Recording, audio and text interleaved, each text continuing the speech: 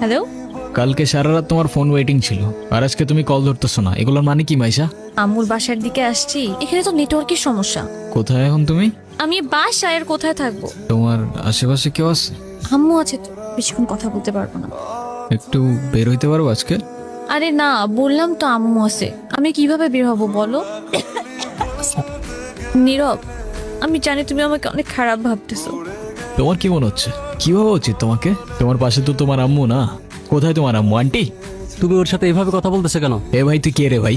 মাইশা, তুমি কিছু বলতেছো না কেন? কি বলবো? মাইশা, তুমি চলো তো আমার সাথে। আমি বুঝতে পারছি ও তোমাকে ভুলভাল বুঝেছ। আর যাই হোক, আমি তো তোমাকে চিনি। আমি কথা দিচ্ছি আমি সব কিছু ভুলে যাবো, তুমি আমার সাথে চলো। তোমাকে ডিসাইড করতে হবে, তুমি কার সাথে যাবা, আমার সাথে নাকি তার সাথে?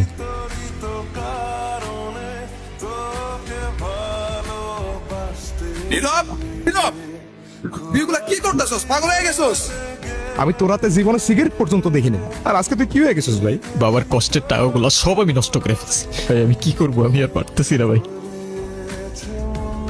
নাম কি ওর? মিনু। ওকে রাস্তায় ফেলে চলে গেছেন না? আপনার কি কোনো কমন সেন্স নাই নাকি? এত ছোট্ট একটা বাচ্চা, ওরা কথা বলতে পারে না, তবে নিজের চোখ দিয়ে ওরা নিজের অভিমান প্রকাশ করে। কখনো বোঝার চেষ্টা করেছেন সেটা? আরে অথই, তুই এনে আরে ভাই বললেন না, এই ছোট্ট একটা বাচ্চারে রাস্তায় ফেলে চলে গেছে। কেমন লাগে বলেন? মেজাজটা খারাপ হয় না? তার উপর আবার কোনো কথার উত্তরই দেয় না। আসলে ওর মানসিক অবস্থা তেমন একটা ভালো নাই। ও কি করতেছে না করতেছে ও নিজেই কইতে পারতেছে। যেটা যত্ন নিতে জানে না সেটা নিজের কাছে রাখতে যাবে কেন? আপনার ভাইকে বলেন ঠিক মতো ওর যত্ন নিতে। আমি কিন্তু ওকে দেখতে আসবো, মনে থাকে যেন। তুই কি লিখে ভেঙে বলতেছিস? কই যাস? মিনুরে খাবার দিতে ভুলে গেছিলাম ভাই। আমার এই কবুতরের নাম রাখছি লক্ষ্মী। হাই মিনি, এটা ওর জন্য।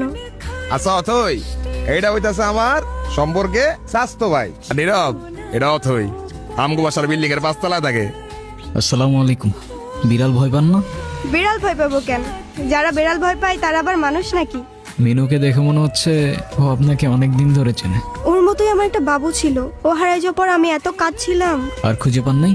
আমি ওকে একদিনের জন্য আমার বাসায় নিয়ে যাই। আপনাকে দেখে মনে হচ্ছে ওদের অনেক ভালোবাসেন।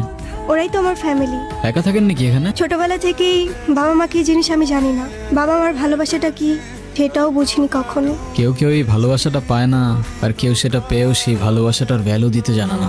তো কফি নিয়ে আর কতক্ষণ বসে থাকবা? কিছু অর্ডার করবো না? ট্রিটটা কিন্তু আমার। আর তারপর আপনি ওর জন্য পড়াশোনা বাদ দিয়ে ব্রিজ থেকে লাফ দিতে গেছেন। এই যুগে কেউ কারোর জন্য মরে? মজা নিচ্ছো না? আপনি অনেক ভালো একটা মানুষ।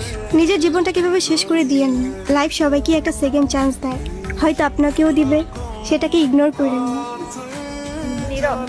আমি জানি তুমি আমার সাথে কথা বলতে চাও না, অনেক বড় ভুল করছি নীরব। তুমি আমার সামনে থাকা সত্ত্বেও আমি ভুল মানুষটাকে চুজ করছি। আমি তোমার লাইফে ব্যাক করতে চাই নীরব, প্লিজ আমাকে ফিরিয়ে দিও না। Sorry, wrong number.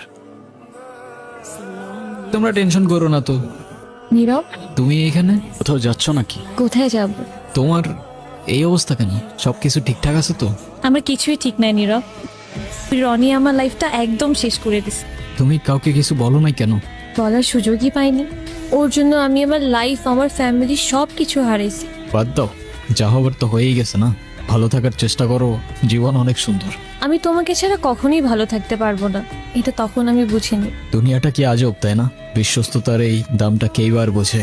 আজকাল তো চিটাররাও চিট করে লয়ালিটি খোঁজে। এই নাও চকলেট। এই তোমার এই চকলেট কিনতে এতক্ষণ লাগে? আর মামা কই?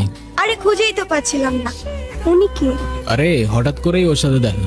তোমারে বলছিলাম না, ওই যে মাইশার কথা। ভালোই তো আছো মনে হচ্ছে। অবশ্যই ভালো আছে। এই চলো তো। এই ব্যথার শহরের অলিগলির নুড়ি পাথরগুলো যেন আমাদের কষ্টগুলোর এক একটা প্রতিচ্ছবি। আর সেই কষ্টগুলোর মাঝে আমরা আমাদের জীবনের হাল ছেড়ে দিলেও জীবনের একটা মোড় হয়তো আমাদের সবাইকেই একটা সেকেন্ড চান্স দেয়।